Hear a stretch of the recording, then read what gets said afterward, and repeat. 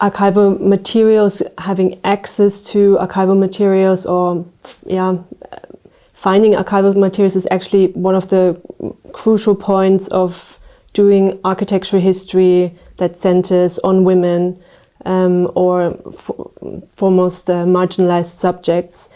In my personal work, when I started off in that field, I had exactly that problem. I knew I wanted to do something on women in architectural history because I had encountered that lacuna, especially in teaching, and I realized that all the architectural histories, like the general overviews that are written, are actually lacking, are devoid of women. So what to do about it? So when I started off in my own research practice, I searched and searched and I couldn't find anything. And eventually, by total accident, I came across a blog post from the National Library, sort of like a federal library in Berlin, where two archivists had posted about their recent findings in the archive, which was the archival, like a new archival deposit of Marianne of Orange-Nassau, who was part of the Prussian royal family.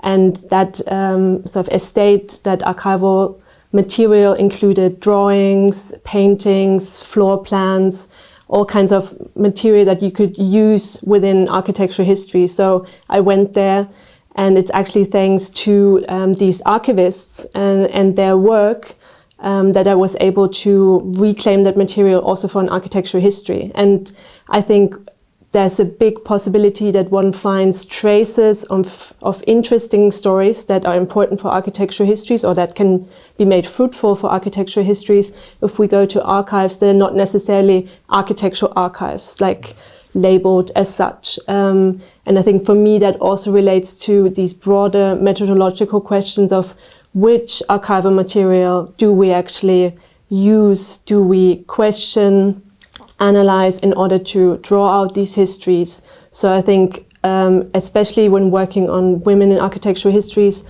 one has to be quite creative.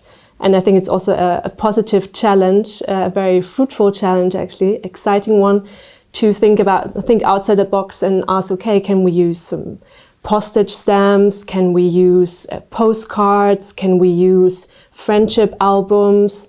All these kinds of things that actually give us insight, often on a very personal level, on how women have engaged with designing, reflecting, producing the built environment.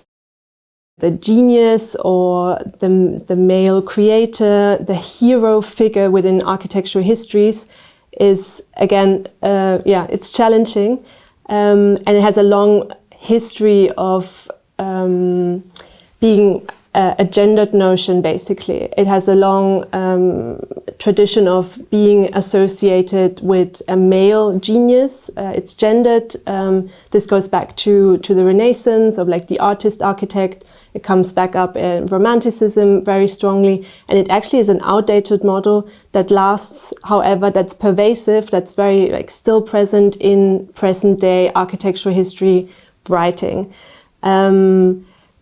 And we see this, Hilde Heinen, for example, in her research has shown how Zaha Hadid, when she received the Pritzker Prize, was actually in her laudatio described with terms of like masculine geniusness, which made her outstanding and basically the first woman to receive the Pritzker Prize. I think if we come to terms with what architecture is, and if we consider architecture not architecture as object, then we think about it as a process, then we automatically come to a point where we realize it cannot be only one person invested, responsible for this project. So if we think about the idea, acquiring money, the design, the building process, the actual use of the building, the modifications, the reuse, the destruction. If we think about it as a long-term project, that what architecture in fact is, then automatically one has to think about more than one person. So that can be one strategy, sort of like instead of architecture as object, architecture as process, to go away, to leave that individual, single, towering figure behind. That could be one strategy. If we look at women in architectural history, especially in, let's say, the period in Switzerland before the 1920s, it's very difficult to find women that worked with the professional title of the architects. So quite often, sort of like the immediate reaction is to say, well, okay, so no women in architectural history before the 1920s, full stop. I don't think that is true, and I think that's it's too easy. So what do we do? A possibility is to redefine the profession of architect and to consider a broader professional and even non-professional field that allowed women to engage with the creation, the reflection on the production, reception of architecture, or the built environment.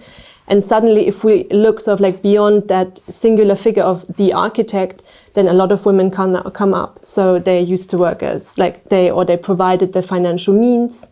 They came up with ideas. They were the networkers around an architectural project.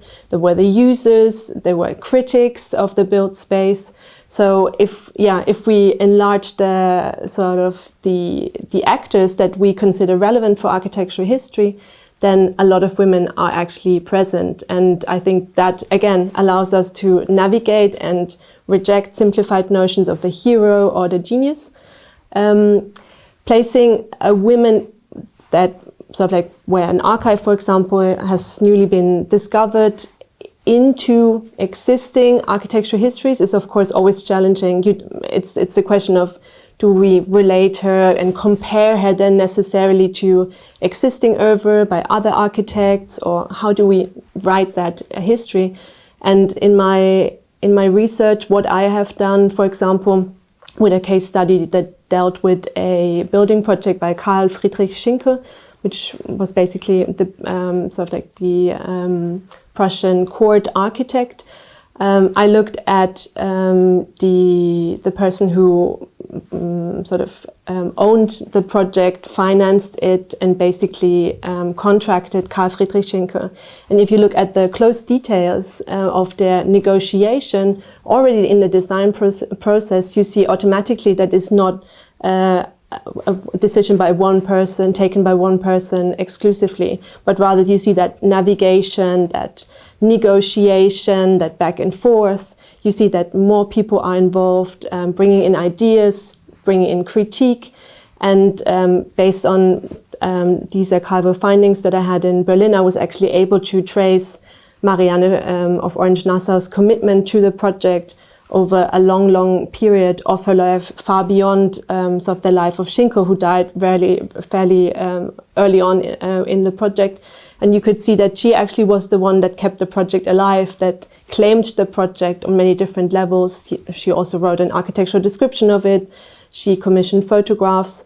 So once you go closer and you look into the details of it, which actually involves painstaking archival work, for example, going to different archives, etc., then you see the negotiation process. And it's not so much about is that project better than this one, or was she a better commissioner than anyone else, but it's rather about the quality of the project as a collaborative process, and not so much about the role of one individual exclusively.